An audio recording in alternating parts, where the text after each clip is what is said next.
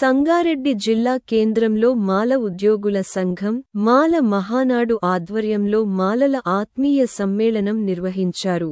ఈ కార్యక్రమానికి ముఖ్య అతిథిగా చెన్నూరు ఎమ్మెల్యే గడ్డం వివేక్ వెంకటస్వామి పాల్గొన్నారు. తెలంగాణ రాష్ట్రంలో మాలల ఆత్మ అస్తిత్వం, గౌరవం, హక్కుల, రిజర్వేషన్ల పరిరక్షణ కోసం పోరాటం కోసం ఆత్మీయ సమ్మేళనం ఏర్పాటు చేశామన్నారు.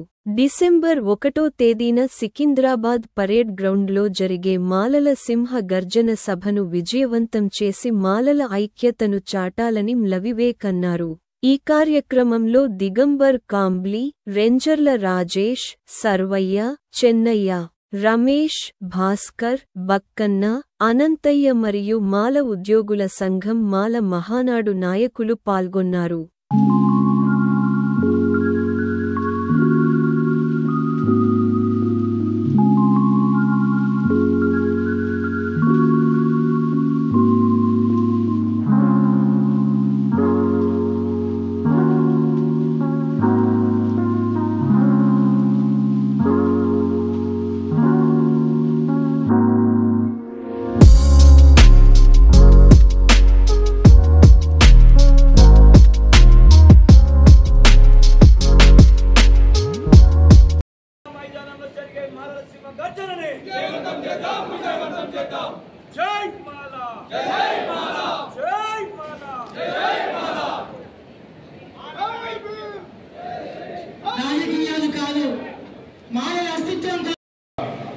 మాల పెద్ద మనిషి గడ్డం వివేక్ వెంకటస్వామి గారికి, అదేవిధంగా ఈ కార్యక్రమానికి వచ్చేసిన పొద్దున జోష్ లేకుండా అంటున్నారు జై మాలా. మంద ఏలియా మళ్ళా పాటించాల్సిందిగా నా తరపున ఒక చిన్న విన్నపం. స్టేజ్ మీద ఉన్న ప్రతి ఒక్కళ్ళు లేచి నిలబడితే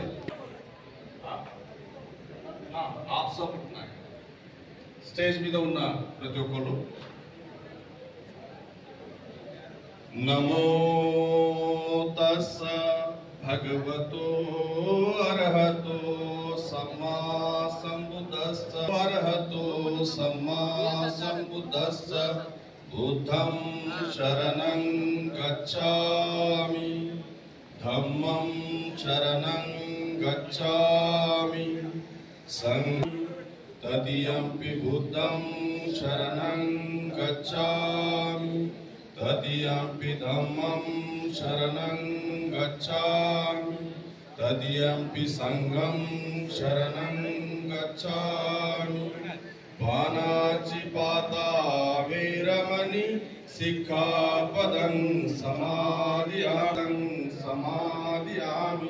కామేషు మిచ్ఛాచారా వీరమణి సిక్ఖాపదం సమాధియామి.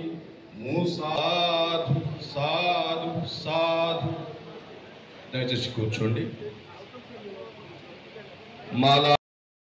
మాలలు ఈ సమాజానికి ఏ విధంగా తోడ్పడ్డారు, మాలలు సమానత్వానికి ఒక తార్కాణం అని చెప్పడము, అదేవిధంగా ఇక్కడ ఉన్నటువంటి మాల మహనీయులు వాళ్ళ యొక్క జీవిత చరిత్రలను, వాళ్ళు చేసిన సేవలను మనం శ్లాఘించుకోవడము, ఇవన్నీ కూడా జరిగినవి.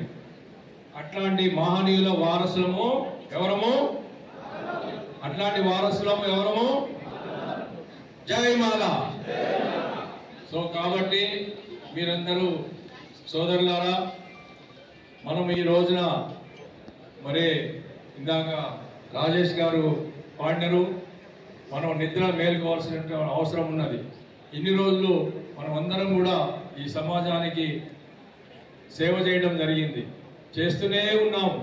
కానీ మన సొంత పనులు చేసుకోకుండా అందరికీ సేవ చేయడం జరుగుతుంది. కానీ ఇప్పుడు మనము మన గురించి ఆలోచించాల్సినటువంటి అవసరం వచ్చింది ఈ రోజున. కాబట్టి మనందరం కూడా ఐక్యంగా ఏదైతే ఈ వర్గీకరణ సమస్య ఉన్నదో, ఈ ప్రభుత్వం ఈ వర్గీకరణ చేయకుండా ఆపాల్సినటువంటి అవసరం ఉన్నది. దానికి మనం చేయాల్సినటువంటి ఒకటే ఒక పెద్ద కార్యక్రమం ఏంటంటే, ఏదైనా కూడా ఇందాక కామెడీ గారు చెప్పినట్టుగా మన జన సమీకరణ ప్రజాబలం చూసినప్పుడే ప్రభుత్వాలు పార్టీలు కూడా అన్ని కూడా వెనకపోతాయి అని చెప్పేసి మీకు ఈ సందర్భంగా తెలియజేస్తా ఉన్నాను. సో ఏంటంటే మనము ఈ రోజులో మనం ఏదైతే ఎలక్షన్లకు గెలవడం కానివ్వండి, ఎక్కడైనా కూడా వాళ్ళ బలము వాళ్ళ ఓట్ల ఆధారితంగానే మనం వాళ్ళు ఎన్నిక కావడం అనేది జరుగుతుంది. అదేవిధంగా ప్రజా అభిప్రాయం ఏ విధంగా ఉంటుందంటే ప్రజలు ఏ విధంగా అయితే తీర్పిస్తారో ఆ విధంగానే ప్రభుత్వాలు పనిచేస్తాయి, ఆ విధంగానే పార్టీలు మరి పనిచేయడం జరుగుతుందని చెప్పి మీ అందరికీ తెలియజేస్తాను.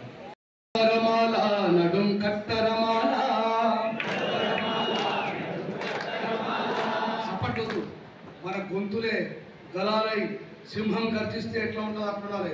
నడవరమాల నడుం కట్టరమాల, నడవరమాల నడుము కట్టరమాల, ఆలు పాడితే నడుం కట్టరమాల,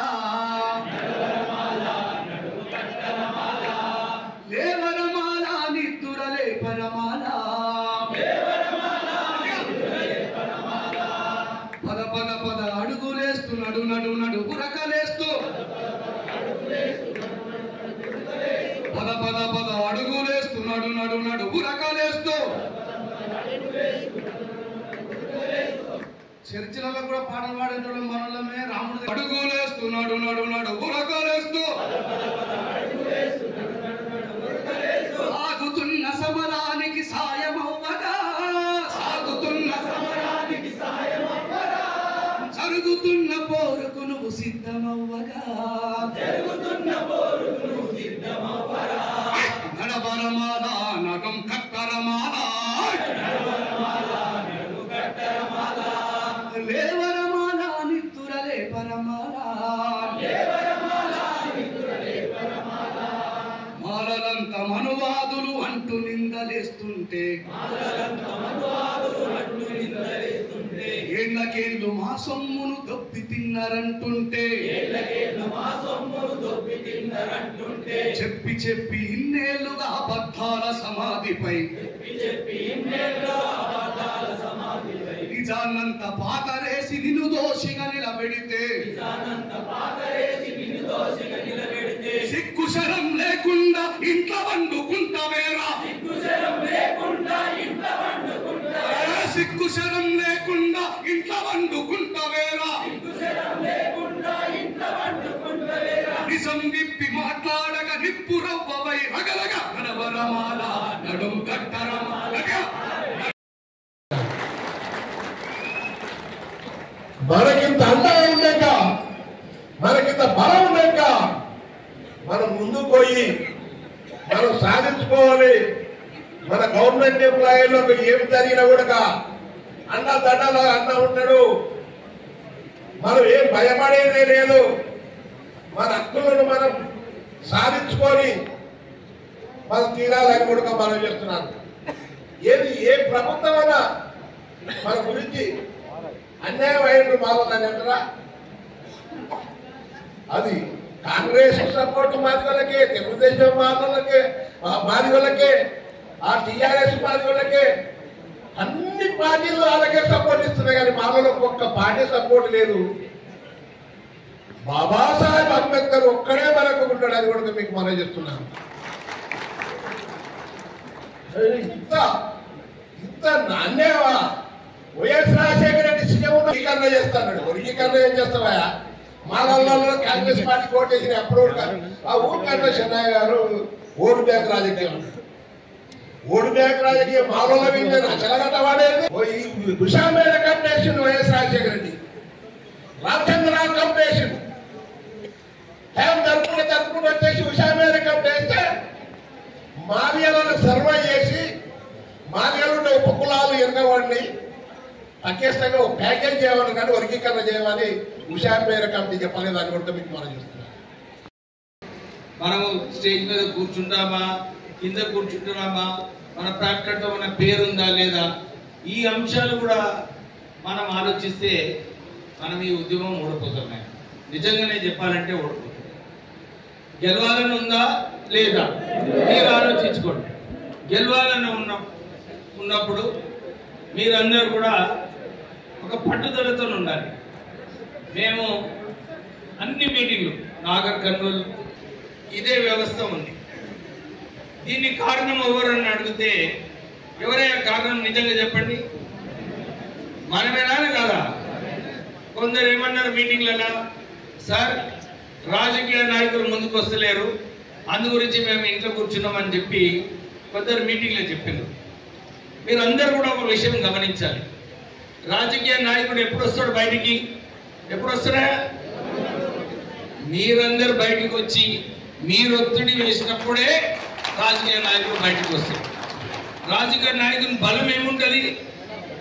ప్రజల బలం. మన జాతి కోసము ఎవరి బలం అవసరం? రాజకీయ నాయకుడికి మాలల బలం అవసరం.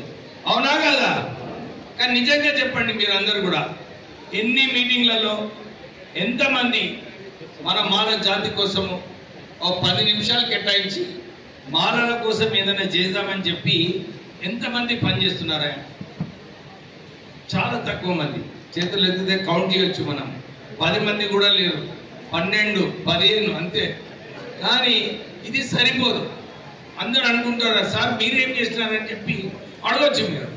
కానీ మీకు ఒక విషయం తెలవాలి, నేను రాజకీయ నాయకుడు రాజకీయాలలో లేను. నేను మా నాన్నగారు రిటైర్ అయిన తర్వాత నాకు ఫోర్సబ్లీ నాకు రాజకీయాల్లో రావడం జరిగింది.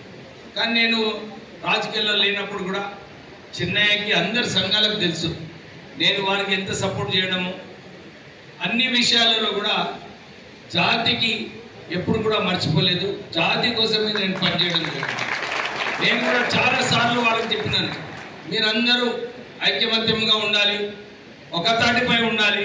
మీరు ఉన్నప్పుడు అందరు కూడా వస్తారు. అందరు ఎమ్మెల్యేస్ కూడా మొన్న ఈ సుప్రీంకోర్టు డిసిషన్ అయిన తర్వాత అందరు ఎమ్మెల్యేస్ పోయి అడగడం జరిగింది. అంటే వాళ్ళందరికీ కూడా మనసులో ఉంది, కానీ ఆ మనసు బయటికి వచ్చేది అవసరం ఉన్నది. కామ్లే గారు కరెక్ట్గా చెప్పినారు, ఈ విమర్శలు చేయడం వలన అందరు అనుకుంటున్నారు నిజంగానే మాలలు వాళ్ళందరూ హక్కులు ఎక్కువ తీసుకున్నారా అని చెప్పి చాలామంది అనుకుంటున్నారు బయట. కానీ ఇప్పుడే రాజేష్ గారు ఏదైతే చదివినారో, ఎంతమంది ముఖ్యమంత్రులు ఉన్నారు, ఎంతమంది ఉప ముఖ్యమంత్రులు ఉన్నారు, ఎవరు జాతి కోసం పనిచేసినారు, ఎవరు జాతి కోసం పనిచేయలేదు. అసలు ఇంతకుముందు మీటింగ్లలో కూడా నేను చెప్పడం జరిగింది, మా నాన్నగారు చాలా మందికి హౌస్ సైట్స్ ఇప్పించినప్పుడు కూడా ఎప్పుడు అడగలేదు మీరు మాలనా మాదిగనా అని అడగలేదు. నిజంగా చాలా మంది వచ్చి నాకు చెప్తుంటారు, ఎందుకంటే మీరు సంగారెడ్డిలో ఉన్నాను, బిహెచ్ఏలో మన మెదక్ డిస్ట్రిక్ట్లోనే ఉండే అన్ని చోట్ల కూడా 30 నుంచి 40 వేల మందికి ఉద్యోగాలు కల్పించినారు మా నాన్నగారు. ప్రత్యేకంగా వీకర్ సెక్షన్స్కి ఎప్పుడు కూడా అడగలేదు ఇలా మాలనా మాదిగనా అడగలేదు. ఎవరైతే బీదగా ప్రజలు ఉన్నారో వారికి పనిచేస్తూ వారు రావడం జరిగింది. అంటే నేను ఎందుకు ఈ విషయం చెప్తున్నానంటే, ఎప్పుడు కూడా మనం ఇలా ఆలోచించలేదు. ఎందుకు నేను బయటకు వచ్చినాను ఇంత ఓపెన్గా? చాలా మంది నాకు చెప్పినారు. ఈ రోజు కూడా ఒక ఎమ్మెల్యే గారు నాకు ఫోన్ చేసి చెప్పినారు, అరే వివేక్ ఏంది నువ్వు అన్ని మాలా మీటింగ్స్లోనే ఉన్నావు, నువ్వు మాలా లీడర్ అవుతావా అని చెప్పి నాకు ఆయన ఫోన్ చేసి అడగడం జరిగింది. నేను వారికి ఒకటే విషయం చెప్పినాను, నేను తెలంగాణ ఉద్యమంలో కూడా అప్పుడు చాలా మంది అనుకున్నారు, అది తెలంగాణ రాదు, తెలంగాణలో వీళ్ళు ఖాళీ ఎంపీలు కొట్లాడితే నడుస్తుందా అని. నేను అందరు ఎంపీస్ని ఒక తాటిపై తీసుకొచ్చి ఏదైతే ఢిల్లీలో బ్యాక్గ్రౌండ్ వర్క్ తెలంగాణ గురించి చేయాలో అది చేయడంలో, నచ్చ చెప్పడంలో, తెలంగాణ రావడంలో కీలకమైన పాత్ర నేను వేయడం జరిగింది. కీలకమైన పాత్ర వేసినప్పుడు నాకు అప్పుడు కూడా నేను తెలంగాణ ఉద్యమంలో ఉన్నాను. మంత్రి పదవులు ఇచ్చేటప్పుడు కూడా మా నాన్నగారు యూనియన్ మినిస్టర్గా ఉన్నారు, నాకు కూడా వచ్చే అవకాశం ఉండే, కానీ నేను తీసుకోలేదు. ఎందుకు తీసుకోలేదంటే తెలంగాణ రావడం ముఖ్యము, తెలంగాణ వచ్చిన తర్వాత అన్ని పోస్టులు తెలంగాణ వాళ్ళకి ఉంటుందని చెప్పి అప్పుడు కూడా నేను పోస్ట్ తీసుకోలేదు. కేవలం తెలంగాణ గురించి కొట్లాడడం జరిగింది. నేను ఈ విషయం ఎందుకు చెప్తున్నానంటే, ఏది ఏమైనా కానీ ఒక విషయంలో జోక్యం చేసుకున్నప్పుడు ఆ విషయంలో సాధించే వరకు నేను కొట్లాడుతూ ఉంటాను. ఇక్కడ ప్రత్యేకంగా మన మాల కుటుంబానికి అన్ని పొలిటికల్ పార్టీస్ ఆ రెస్పెక్ట్ ఏదైతే మనకు రావాలో, 30 లక్షల మంది మాలలు ఉన్నప్పుడు మనకి ఎంత రెస్పెక్ట్ రావాలి? నిజంగా చెప్పండి. అందరు కూడా మనకు వచ్చి అడగాలి, సార్ మాకు మీ ఓటు కావాలి, మాకు మీ సపోర్ట్ కావాలని చెప్పి అందరు కూడా అడగాలి. కానీ చాలా మంది వ్యక్తులు ఏదైతే చెప్పినారో ఇంతకుముందు, ఈ వాతావరణం ఏదైతే ఉందో మాల సంఖ్య కేవలం 20% ఉంది, అందరు కూడా బయటికి రాలేదు ఇప్పటి వరకు. ఇప్పుడు ఈ సుప్రీంకోర్టు డిసిషన్ వలన, ఈ సుప్రీంకోర్టు డిసిషన్ కూడా నేను చాలాసార్లు చెప్పినాను, ఈ డిసిషన్ కేవలం వాళ్ళు వ్యక్తిగతంగా ఎవరైతే సుప్రీంకోర్టు జడ్జిస్ ఉన్నారో వాళ్ళకు దళితుల మీద వివక్ష ఏదైతే ఉందో అదంతా కూడా మనకు జడ్జిమెంట్లో రావడం జరిగింది. వస్తుందని చెప్పి నాకు ఇండికేట్ చేయడం జరిగింది అమిత్ షా. కానీ నేను వారికి ఉత్తరం రాసినాను. దాని తర్వాత మీరు ఏదైతే అనుకుంటున్నారో రిజర్వేషన్స్ తొలగిస్తాము, రిజర్వేషన్స్ ని టింకర్ చేస్తామని మీరు ఇది చేస్తే నిజంగానే మీ పార్టీకి నష్టం అవుతుందని చెప్పి వారికి నేను ఉత్తరం కూడా రావడం జరిగింది. అంటే అన్ని డిఫరెంట్ స్టేజెస్లో ఎప్పుడు కూడా మన జాతి కోసం నేను కొట్లాడడం జరిగింది. బయట చెప్పుకునేది అవసరం లేదు, కానీ కొట్లాడేది అవసరం. కానీ మొన్న ఏదైతే పరిస్థితులు ఉన్నదో మాలలకు ఏదైతే గౌరవం తగ్గాలో ఆ గౌరవం తగ్గడం లేదు. మనమందరం కూడా ఈ గౌరవం తగ్గించుకోవడానికి మనము ఏదైతే మీటింగ్స్ మనం అన్ని డిస్ట్రిక్ట్స్లో పెట్టుకున్నామో మీరు అందరికీ అభినందనలు చెప్పాలి. ఎందుకంటే ఇంత పెద్ద మీటింగ్లు ఏ రాజకీయ మీటింగ్లో కూడా ఇంత క్రమశిక్షణతో మీటింగ్లు కావు. మీరందరూ కూడా మీటింగ్కి వచ్చి క్రమశిక్షణతో వింటున్నారు. చలో మనము మన జాతికి కాపాడుకునే అవసరం ఉన్నది. మనము ఏదైతే పాట రాజేష్ పాడిండో జాగో మాలో మాల, జాగో మాల, మనమందరం కూడా లేవాలి, నిద్రపోవద్దు, బయటికి రావాలని ఏదైతే మంచి పాట నేనే రిక్వెస్ట్ చేసిన వారికి. నిన్న ఖమ్మంలో పాడినారు, అందరు లేచినారు. ఇక్కడ కూడా ఆ పట్టుదల రావాలి, ఆ ఫీలింగ్ రావాలి అందరు మాలలో. లేదు మనకు ఈ టైం మా ఇంగ్లీష్లో చెప్తారు నవ్ ఆర్ నెవర్. ఇప్పుడు మనము సరిగా వివరించకుంటే ఇంకా మన సంగతి అంతే. ఫ్యూచర్ జనరేషన్లో మన పిల్లలకు మనకు నిజంగా అన్యాయం జరుగుతుంది. నేను ఒక మీటింగ్లో కూడా అందరు పెద్ద నాయకులు ఉండే వాళ్ళ పోయి నేను డైరెక్ట్గా అడిగినాను అనమాట, ఏంది మేము 30 లక్షల మంది ఉన్నాము, మాకు మీరు అన్యాయం చేస్తారని చెప్పి నేను వాళ్ళని అడగడం జరిగింది. అందరూ ఆశ్చర్యపడిపోయినారు, ఏంది వివేక్ ఇట్టు వచ్చి డైరెక్ట్గా ప్రశ్నిస్తున్నాడు. కానీ అవసరం ఇప్పుడు ఆ ప్రశ్నించేది అవసరము. ఎందుకంటే ఏదైతే అన్యాయం జరుగుతుందో అన్ని రంగాలలో కూడా మాలలు తక్కువ సంఖ్యలో ఉన్నారు. వీళ్ళను పక్కకు పెడితే ఏం కాదని చెప్పి ఏదైతే ఆలోచిస్తున్నారో ఆ ఫీలింగ్ మంచిది కాదు. మనము ఆ రెస్పెక్ట్ ఏదైతే అన్ని పార్టీస్లో అధికారులతో మనకు రావాలో అది రావాలంటే మనం అందరం కూడా ఈ ఉద్యమంలో పాల్గొనాలి. ఈ ఉద్యమంలో ఎట్లా పాల్గొంటాము? మీరందరూ కూడా ఇలాంటి మీటింగ్స్ ఏదైతే మీరు పెట్టుకున్నారో ఉద్యోగస్తులు ప్రత్యేకంగా వారు భయం, గవర్నమెంట్ ఏమైనా చేస్తుందా అని చెప్పి భయం ఉంటుంది. కానీ ఇలాంటి పరిస్థితులలో అన్ని కులాలు వాళ్ళు మీటింగ్ పెట్టుకున్నప్పుడు ఎవరు ప్రశ్నిస్తలేరు. మనమేమో ఎవరిని విమర్శించడం లేదు. మన గౌరవం మనం తగ్గించుకోవాలి, మనం అందరం ఒక్క తాటిపై ఉండాలని చెప్పి మనం మీటింగ్ పెట్టుకుంటున్నాము. కానీ వాళ్ళందరూ కూడా మనల్ని విమర్శిస్తున్నారు. మీరు చూస్తున్నారు, చాలా మంది నన్ను విమర్శించడం జరిగింది. కానీ నేను ఎప్పుడు కూడా కేర్ చేయను. ఎందుకంటే ఏ అంశమైనా కానీ మన స్ట్రెంగ్త్తోని, మన ధైర్యంతో మనం కొట్లాడాలి. కానీ ఇతర బలహీనత మీద కొట్లాడేది అవసరం లేదు. మీరందరూ కూడా పెద్ద సంఖ్యలో ఏదైతే మనం December 1st మీటింగ్ ఎందుకు పెట్టుకున్నామయ్యా? December 1st మీటింగ్ ఎవరైనా చెప్తారా? ఇంకా ఏమయ్యా ఎందుకు పెట్టుకోవాల్సింది చెప్తారా? వినబడతలేదా? ఇట్లుంటే మన సంఖ్య మనం చూపించుకోవాలి. మన సంఖ్య మనం చూపించుకోవాలంటే మన సంఖ్యతోనే మన పొలిటికల్ పార్టీస్ అందరు కూడా వారికి ఒక ఆలోచన వస్తుంది. అరే నిజంగానే మనం ఇప్పటి వరకు తప్పు చేసినాము. నేను చాలాసార్లు చెప్పినాను, మాకు డిఫరెన్స్ మాదిగలకు మాలలకు డిఫరెన్స్ కేవలం 5 లక్షల డిఫరెన్స్ ఉన్నది, ఎక్కువ లేదు. మేము 30 లక్షల అంటే మేము సెకండ్ లార్జెస్ట్ కాస్ట్ అన్నమాట. తెలంగాణలో మనది సెకండ్ లార్జెస్ట్ కాస్ట్. మనకి ఏదైతే గౌరవం తగ్గాలో అది రావటం లేదు. మనం అందరం కూడా ఈ December 1st నాడు నేను అన్ని గ్రామాలలో మన మాల మహానాడు కమిటీలు ఉన్నాయి, నో డౌట్ కమిటీలు ఉన్నాయి. కానీ మళ్ళా ఒకసారి ఉద్యోగస్తులందరూ కూడా ఈ కమిటీలన్నీ కూడా మళ్ళీ ఒకసారి రివ్యూ చేసుకొని ఎక్కువ మందిని ఇన్వాల్వ్ చేసి గ్రామానికి వెళ్ళి బస్తీలలో చర్చించి, ఎందుకంటే నాగర్ కర్నూలు మీటింగ్లో మీరందరూ ఎవరైనా చూసిందా? ఫేస్బుక్లో, యూట్యూబ్లో నాగర్ కర్నూలు మీటింగ్ చూసిందా? మంచిగా అయిందా మీటింగ్? 50,000 మందితో మీటింగ్ అయింది. మధ్యాహ్నం 4 గంటలకు స్టార్ట్ చేస్తే రాత్రి 9 గంటలకు ఫినిష్ అయింది. అందరు కూడా మహిళలు వచ్చినప్పటికీ కూడా వాడు చిత్తశుద్ధిగా కూర్చొని విని మళ్ళా నడుచుకుంటూ వెళ్ళడం జరిగింది. అక్కడ మేము ఏం పని చేయలేదు, అక్కడ ఎవరు పైసలు ఇవ్వలేదు. కానీ అక్కడ ఉన్న వాళ్ళు ఉద్యోగస్తులు వాళ్ళు పోయి మీటింగ్లు పెట్టుకున్నప్పుడు వాళ్ళ వ్యక్తులందరూ కూడా ఇదే చెప్పినారు, సార్ మేము వస్తాము, మా ఖర్చుతో మేము వస్తాం, మేము భోజనాలు చేసుకుని వస్తామని చెప్పి పెద్ద సంఖ్యలో రావడం జరిగింది. అదొక పెద్ద ఇంప్రెషన్, అన్ని చోట్ల కూడా ఒక పాజిటివ్ ఇంప్రెషన్ క్రియేట్ కావడం జరిగింది. మన ఈరోజు ప్యాంప్లెట్ రిలీజ్ చేస్తున్నాము. ఒక 50,000 వాల్ పోస్టర్స్ కూడా ప్రింట్ చేయించి అన్ని డిస్ట్రిక్ట్స్లో 2-3 రోజులలో మీ అందరికీ కూడా ఈ వాల్ పోస్టర్స్ డిస్ట్రిబ్యూట్ అవుతాయి. మనం కూడా ఈ ప్రోగ్రామ్ దీన్ని ఎవరు కూడా మా ఫోటోలు లేవు అని చెప్పి చెప్పొద్దు.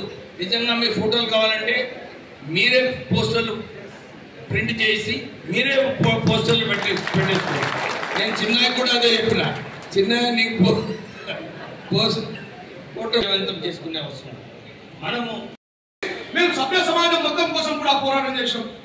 అంతేందుకు ఇప్పుడు మాట్లాడితే మేము వివేకానంద దగ్గరకు పోతే చూసిండ్రా, వివేకానంద దగ్గరకు పోతాం, మన వాళ్ళ దగ్గరకు పటేల్ దగ్గరకు పోవాలా?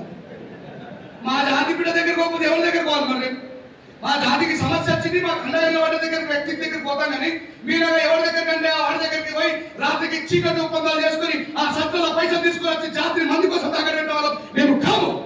మీరు లక్షలాది మందిని రకరకాల ఆర్గనైజేషన్ల పేరు మీద నిర్మాణం చేసి ఎవరికి వారికి ఏకంగా మన వాళ్ళకే తాకట్టు చరిత్ర మీరు కలిగి ఉన్నారు. మీరు ఒక మార్పు రావాలని కోరుతున్నా.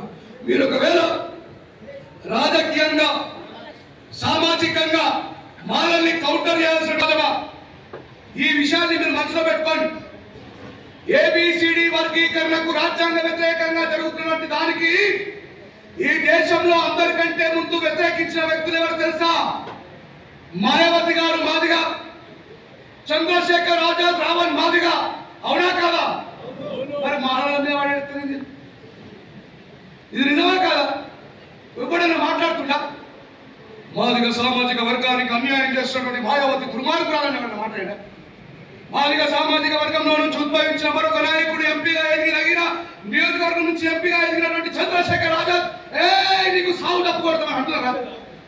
మా మీద పడుతున్నా మేమేమన్నా మరి మీ ఎంటనే ఉంటుంది. కారంచేడు చుట్టూరు జరిగినప్పుడు మీ ఎంటనే ఉంటుంది. ఇక ఈ వీడియో ద్వారా ఎంతో మంది నేను మన దగ్గర అది లేదు. బాబాసాహెబ్ చెప్పిన బిడ్డ సమతా సైనికుల్లో పనిచేస్తున్నటువంటి మీరు ఈ దేశంలో పీడితుల వైపు ఉండమని చెప్పిండు. ఎవరి వైపు ఉండమన్నాడు? పీడితుల వైపు. సహకారులు కావచ్చు, రైతులు కావచ్చు, ఎవరైనా కావచ్చు. అట్లా మేము పోరాటాలు చేసి జైళ్ళలోకి పోయింది మీకోసం కాదా? ఈ రోజు మేము చెప్పుకోవాల్సిన సందర్భాన్ని కల్పించినాము. ఈ విషయాన్ని గుర్తుపెట్టుకోండి. మాలలో మౌనాన్ని వీడండి. మనల్ని నేనేమో తలారి, ఎవరు? నేను తలారి, మా నాన్నమ్మ నీరటి. వీళ్ళంతా ఒక్కటి కాదట. ఈ మనసు ఆలపంచాలి, ఆలే చెప్పుకుంటున్నారు, మన పంచాలి కలుపుతున్నారు.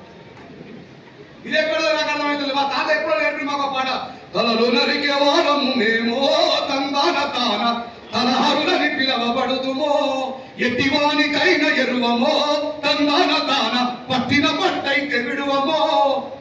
ఈ రోజు ఎవరో ఇంటర్వ్యూలో మాట్లాడుతున్నారు, రెంజర్ల రాజేష్ ఖండా కవరంతో మాట్లాడుతున్నది. అవు పై ఖండా గుండె రెండు ఉన్నాయి. మన వాళ్ళ మీదే మాట్లాడినప్పుడు భయపడలే, మనలో ఉన్న దొంగల గురించి మాట్లాడేటప్పుడు కూడా భయపడా. ఎందుకంటే నేను పుట్టింది ఒక తలారి వంశంలో కాదు. ఆ భయం మాకు ఎప్పుడు లేదు, ఆ భయం మాకు ఎప్పుడు లేదు. అది బాబాసాహెబ్ లేదు, ఒకడే బాబాసాహెబ్.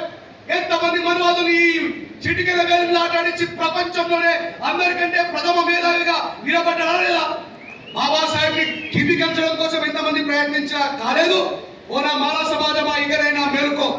గద్దరన్న అరుణి శౌరు అనేటువంటి ఒక బ్రాహ్మణుడి మీద వీళ్ళు మాట్లాడుతూ ఉంటారు. నిజంగా ఇప్పుడు అనిపిస్తుంది, గద్దరన్న, కోరెటి వెంకన్న, గూడన్న వీళ్ళందరూ మన కోసం రాసుంటే మనం ఎప్పుడు వచ్చి అవునా కదా? వస్తాడు, ఓరెవరిని శౌరిగో మా కలిమాదేవి తెలుసు, బ్రాహ్మణిజములో ఉన్న కుట్ర మాకు తెలుసు, దుక్కిని దున్నింది మేము, మొక్కలు నాటింది మేము, శ్రమను చేసింది మేము, సత్తువ చూపింది మేము. ఇక్కడ మానవ సత్వం రాసిందన్న చెప్పండి, రాసిందా? ఇగో ఇలాంటి తాడు పొందడం లేని మాటలు మాట్లాడుతున్న వాళ్ళకి ఇది గుర్తుపెట్టుకోండి. డిసెంబర్ 1తో మన బాధ్యత ముట్టిపోయింది, మన పని అయిపోయింది అనుకోకండి. అసలు డిసెంబర్ 1 తర్వాతనే నిజంగా మన యుద్ధం మొదలవుతున్నదనే విషయాన్ని గుర్తుపెట్టుకోండి. నేను మీ బిడ్డగా, మీ తమ్ముడిగా మీ ఊర్లలోకి వస్తా, మీ మండలానికి వస్తా, మీ జిల్లాకు వస్తా. మనం అందరం కలబడదాం, నిలబడదాం. రాబోయే ఎన్నికలలో మానవాడికి ఎవడైనా ఆపోజిట్ నినాదం తీసినా వారిని భూస్థాపితం చేద్దాం అనేటువంటి భయాన్ని నిర్మాణం చేద్దాం. దయచేసి చివరిగా ఒక మాట చెప్పి ముగిస్తా. కరపత్రంలో నా పేరు లేదని, నన్ను వెనకాల కూర్చుండబెట్టారని ఇవద్దు. ఒక ముస్లింని చూడండి, he is never forget his responsibility. వాళ్ళకి ఏదున్నా లేకపోయినా వాళ్ళ భాగస్వామ్యాన్ని వాళ్ళు ప్రదర్శిస్తారు. ఇది ఎవరి కోసం జరుగుతున్న యుద్ధం? వివేకానంద కోసం జరుగుతుందా? మన జాతి భవిత కోసం జరుగుతున్నటువంటి యుద్ధం. ప్రతి ఒక్కరం రెస్పాన్సిబిలిటీ తీసుకుందాం. ఈ సంకుచిత మనస్తత్వాన్ని పక్కన పెట్టి బ్రాడ్ మైండ్ తో ముందుకు పోదాం. మనకు మాదిగల వ్యతిరేకులు కాదు, మనువాదం వైపు ఉన్నటువంటి మాదిగలలో కొద్దిమంది మాత్రమే వ్యతిరేకులైన విషయాన్ని గుర్తుపెట్టుకొని మనం ఎప్పటికీ సచ్చినా బతికినా ఇగో బాబాసాహెబ్ అంబేద్కర్ గారు చూపిన మార్గంలోనే ఉంటాం, ఉంటూనే ముందుకు సాగుదామని చెప్పి తెలియజేస్తూ మీరందరూ కూడా డిసెంబర్ 1వ తారీఖు నాడు మీ కెమెరాలన్నీ అటు దింపురా. ఎవరెవరో కింద కామెంట్ పెడుతుంటే 40 మంది కూడా ఉన్నారు ముంగట. చూడండి రే, కామెంట్ పెట్టారు నన్ను కదా, నాకు అటు చూపెట్టు. వాళ్ళందరూ ఉన్నారో లేదో? జై భీమ్, గట్టిగా జై భీమ్. దాని తర్వాత దాంట్లో నుంచి చీలికగా బయటకు వచ్చినటువంటి టీఎంఆర్పీఎస్ అధినేత వంగపల్లి శ్రీనివాస్ గారు కారు గుర్తు టిఆర్ఎస్ కు ఓటేయమని చెప్పడం జరిగింది. మరి బిఎస్పీ అధినేతగా ముందుకు వచ్చినటువంటి ఆర్ఎస్ ప్రవీణ్ కుమార్ గారు ఎమ్మెల్యే ఎలక్షన్ లో ఏనుగు గుర్తుకు ఓటేయమని, ఎంపీ ఎలక్షన్ లో మరి కారు గుర్తుకు ఓటేయమని, ఇలా మాదిగ సామాజిక వర్గంలో ఉన్నటువంటి నాయకులందరూ, మరి ఇంకొక ఆయన విశాలం మహారాజ్ గారేమో ఆయన సొంతగా కాంశీరామ్ గారి పని విధానం అని ఒక పార్టీని స్థాపించి డిఎస్పీ మరి ఆయన చెప్పుల గుర్తుకు ఓటేయమని చెప్పిన తర్వాత మాల సమాజం మొత్తము కూడా కాంగ్రెస్ గవర్నమెంట్ కి ఓట్లేసి గెలిపిస్తే బీజేపీ తన సొంత నిర్ణయాధికారంతో ఇచ్చినటువంటి తీర్పుని వినగానే అందరికంటే ముందు నా రాష్ట్రం నుంచే మొదలు పెడతానన్నటువంటి గౌరవ ముఖ్యమంత్రి గారికి ఓట్లేసి కల్పించిన మనమే మన లక్షలాది మంది కదలికతో బుద్ధి చెప్పాల్సిన అవసరం ఉందా లేదా? డిసెంబర్ 1వ తారీఖుని మనం దృష్టిలో పెట్టుకోవాలి.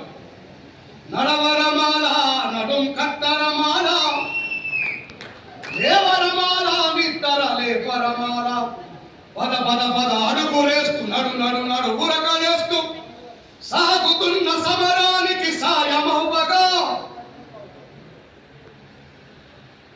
ఈ ఉద్యమాన్ని మనం నెత్తి మీద ఎత్తుకొని డిసెంబర్ 1వ తారీఖు మనం విజయవంతం చేసుకుంటే, మనం మద్దతుగా ఉంటే మన నాయకులు కూడా భయపడకుండా, ఎవరికి భయపడకుండా అసెంబ్లీలో మన గొంతును వాళ్ళ గొంతుగా వినిపిస్తారు. మరి మనం అందరం కూడా వాళ్ళ వెంబడ ఉండి నడాల్సిన అవసరం ఉందా లేదా? చాలా మంది మాట్లాడుతూ ఎవరెవరు ఏం చేశారో చెప్పారు, ఎట్లా ఏం చేశారో చెప్పారు. ఇప్పుడు అందరి సమస్యల్లో ఒకటే ఏమంటున్నారంటే మాలలకి సామాజిక న్యాయం లేదు. ఏమంటున్నారు? మాలలకి సామాజిక న్యాయం లేదు, మాలలు దొబ్బి తింటున్నారు, మాలలు. మిగతా సమాజం అంతా ఏమనుకుంటుంది? రేవంత్ రెడ్డి గారితో పాటు మిగతా వాళ్ళందరూ కూడా అరే మాలలు ఎవరు కూడా నో అంటలేరు, ఎస్ అంటలేరు. మరి మౌనం చెప్పండి, మౌనం అంగీకారమేనా కాదా? అంటే మరి మనం అందరం మౌనం వహిస్తే అవతల వ్యక్తులందరూ, ఈ మిగతా సమాజం అంతా ఏమనుకుంటుంది?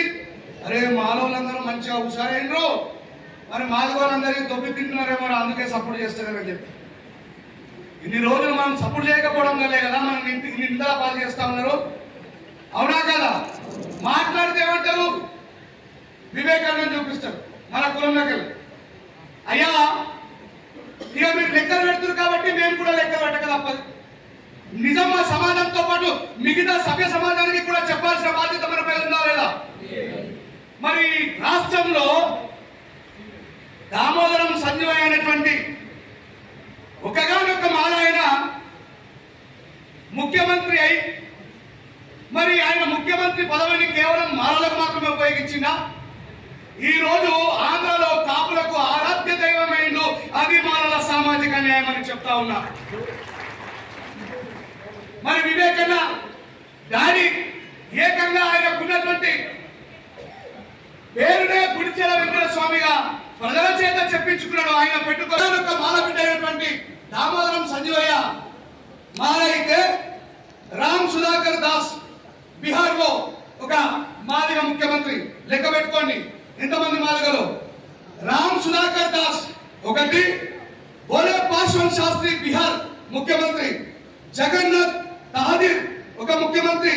ఇంకా భారతదేశంలో అత్యధికంగా చమారున్నటువంటి ఉత్తరప్రదేశ్ కు ముఖ్యమంత్రి చేసింది ఎవరు? మాయావతి గారు. దాని తర్వాత సుశీల్ కుమార్ సిండే ఒక మాదిగా, జతీరామ్ మనోజ్ ఒక మాదిగా, చరణ్ సింగ్ పంజాబ్ నుంచి ఒక మాదిగా, ఏక్నాథ్ సిండే మహారాష్ట్ర నుంచి ఒక మాదిగా.